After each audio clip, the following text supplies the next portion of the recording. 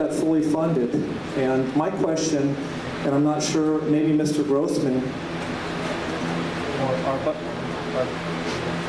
Did you turn off the mic?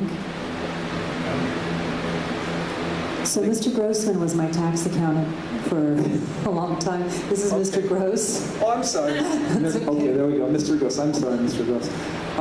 The question I have is, okay, I understand that we have less money coming in. Eventually the economy will turn around. We'll get more taxes from the airport, the port, and so on, property taxes.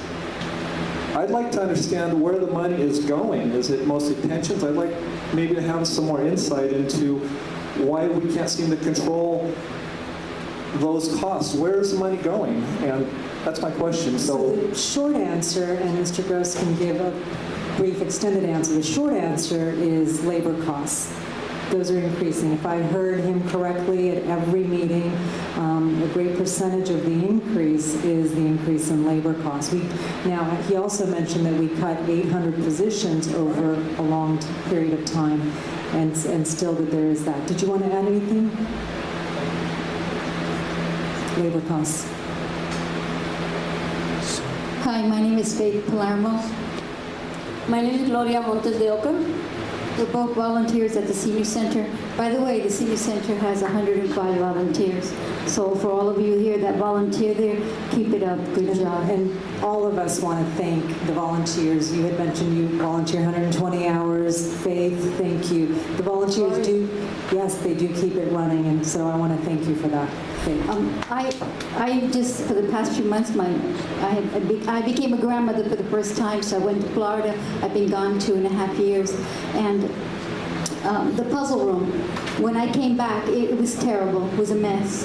And I cleaned it up with 3 ladies, and we made an outreach to the seniors to donate new puzzles. We got 45 donated, didn't cost the city 1 penny. We monitor ourselves in there. Okay, Gloria works her feet off, serving at the cafeteria. All our volunteers are wonderful because they want to do it. They don't have to do it. They want to do it. So our time at the Senior Center is like a big family because we want to be there. There's people there, Susha, who need to be there. And as I guess someone said, they were sitting at home watching TV and that, their mental health, they would have to go nursing homes. Like eventually, that's where the state would have to put them. And they're not very rich people. We don't have rich people coming to the center. But when we volunteer and when we do things, when we do shows, the Great Panthers That Dance, you've been there a few times. Bonnie Lowenthal was just there the other day and was shocked to see me with the Women's Congress. And I just want to let you know that the Senior Center is very important. But our staff there, we don't have a lot of staff, but the staff we have there, Susha, we do need, because right now, I think you might remember me, okay? We know how to be leaders and downright getting our way, we have to, but we're at the age we don't want to. We want to have a fellowship, we want to enjoy people our age, we want to enjoy activities that we used to do. I used to love to read and do puzzles. I never did that when I lived in the Washington School area. Okay? And we have a library at the Senior Center that we bring in our own books and we monitor it ourselves. And as we go in there, we clean up. And Lois is like, she looks like a model. She's a senior. She sits there faithfully every day. She comes 5 days a week. As far as Saturday being closed, we don't eat there on Saturday. Saturday, we monitor ourselves. There's no receptionist there.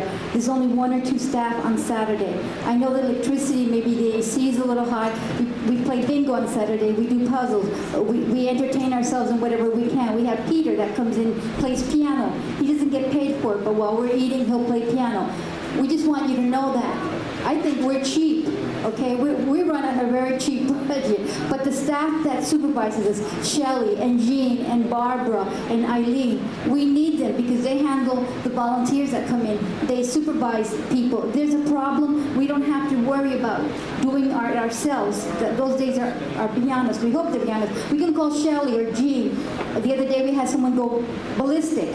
and Shelly and Jean just escorted him out because the security guard took a little time to get there. Just escorted him out, and we all held back, but we all wanted to clap at the table. Yay, you know, we didn't want to deal with that. So Susha, the staff is important there, and we do exercise. If you would just come and join us, you see how much exercise we do. Our body's a motion machine, but we're motivated by Al, and we're motivated by the presence of other people there. Now, Gloria's quiet, but believe me, she's, you know, there's two lines, people that take credit for things and people that stand and do the work. That's where she is, and I just want to mention Gloria because today I worried about her. I didn't see her eat lunch. She said, yeah, I did. I stood right there in the corner and I ate. I said, no, you need to sit down. She goes, it was too busy.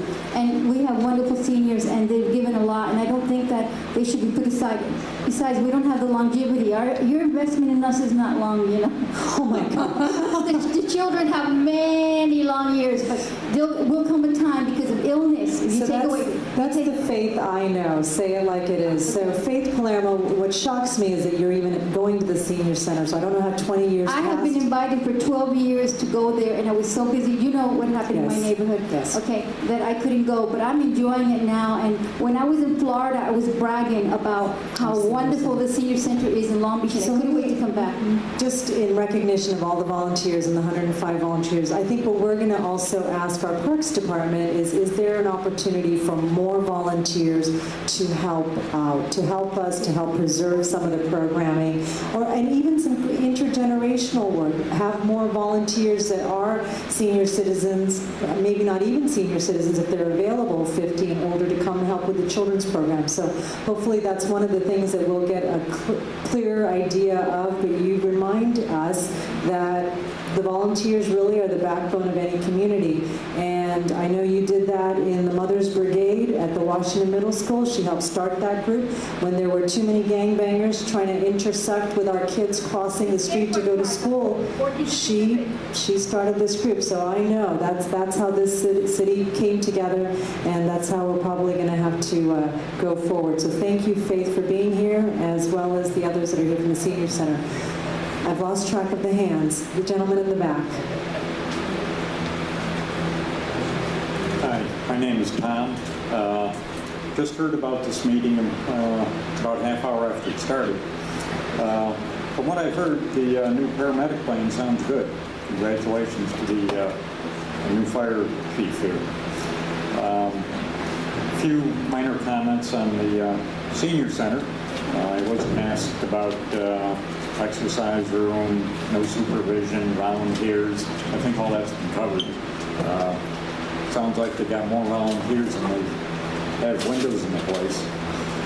A little concerned about the availability of medical services at the senior center. I don't know what the current situation is there. I hope that doesn't get cut. And I was curious as to what specific positions were planned to be cut at the senior center. Specifically, what functions aren't going to be there? So I'll answer the first part on the medical services, and that's operated by St. Mary's. So none of what we're talking about includes that. So for what we know, those services will remain. I'm going to ask George, am I asking George for the second part of the question? Which position specifically? Or I can ask, yeah, yes. Really, it's about 9 part-time positions, I think, and it's cuts to the fitness staff, staff that does the some of the classes. What else do I have? Computer class, the computer class, and the information referral. Those kind.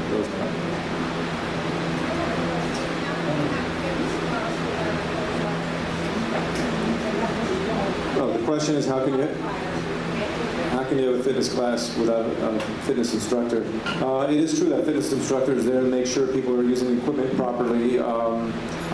It's a matter of maybe getting some volunteers at this point, someone who knows what they're doing. It's okay. There's a paid position, right?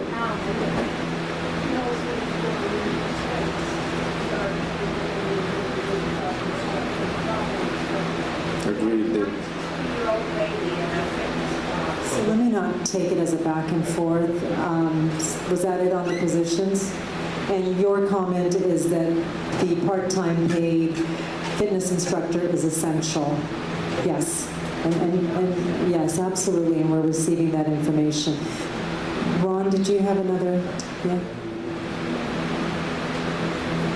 I'm sorry, I heard him say 9 positions cut and 3 remain. You have, I think you have the community handbook, and we can get, yes, so we can point out where it is there as well. I apologize. No, that's okay, that's okay. Yeah, my question is again for the fire chief. Can you explain to us, because I think I know, but maybe a lot of people over here don't know the difference between an EMS and a paramedic, what they do, and you know why you want each one of them on your staff, you know, to do it. Okay. EMS is an acronym, stands for Emergency Medical Services. So when we respond to a call for a medical complaint, that is EMS, Emergency Medical Services. Inside of our system, we have 2 classifications of people that deliver that service.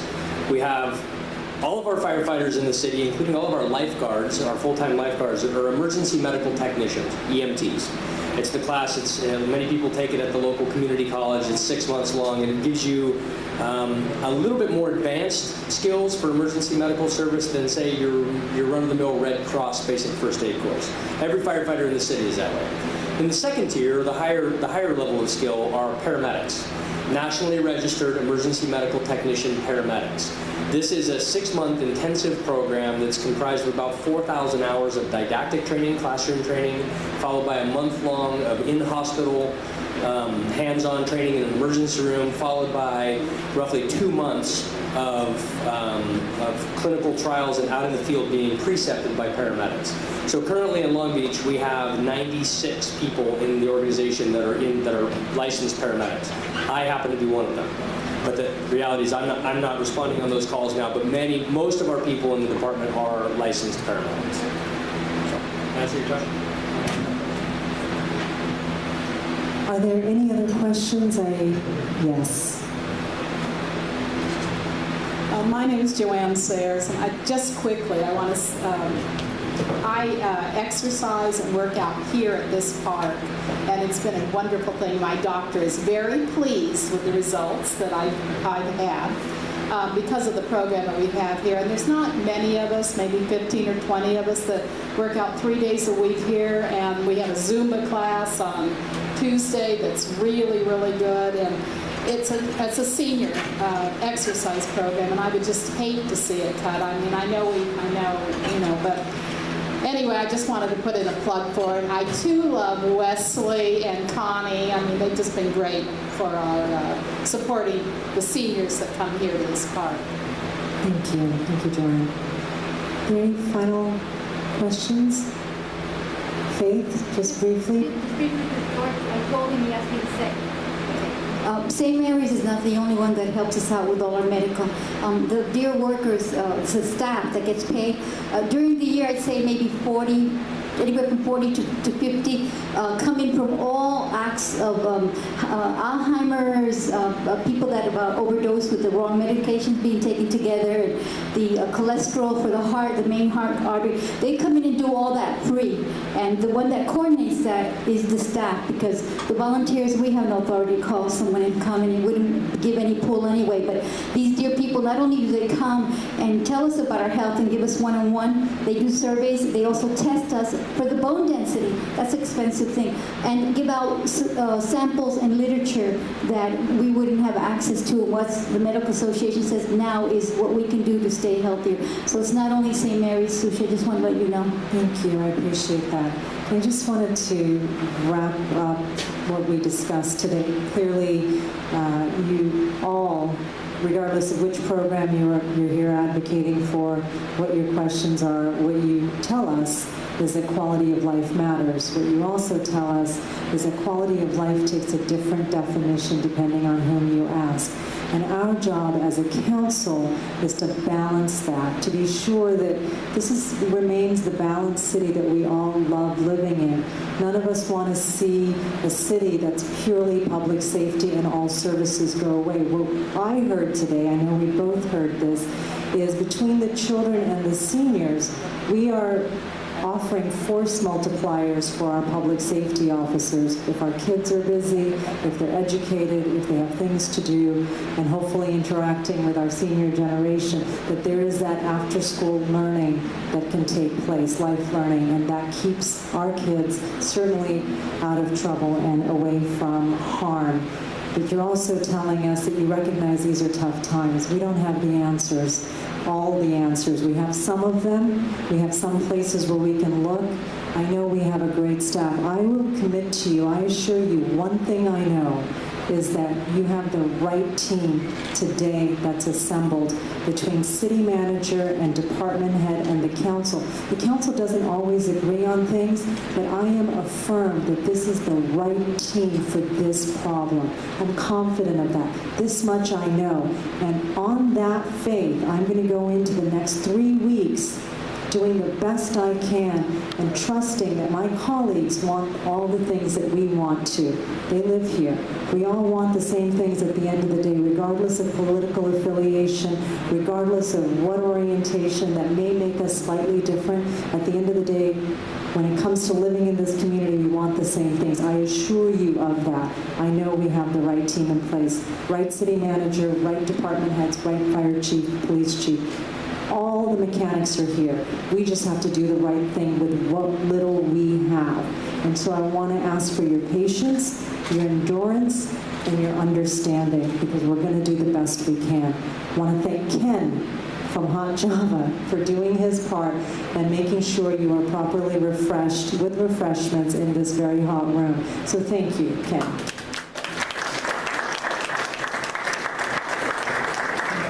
And I want to thank Councilmember DeLong, whom I mentioned is the chair of the Budget Oversight Committee.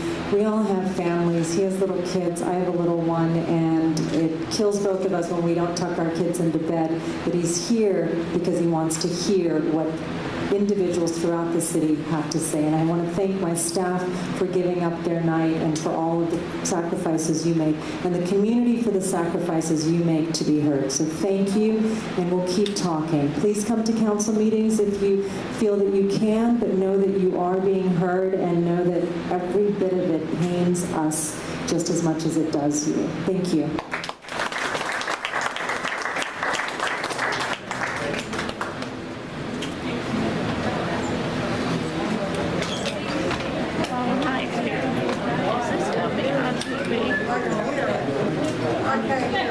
No. Except this is not recorded.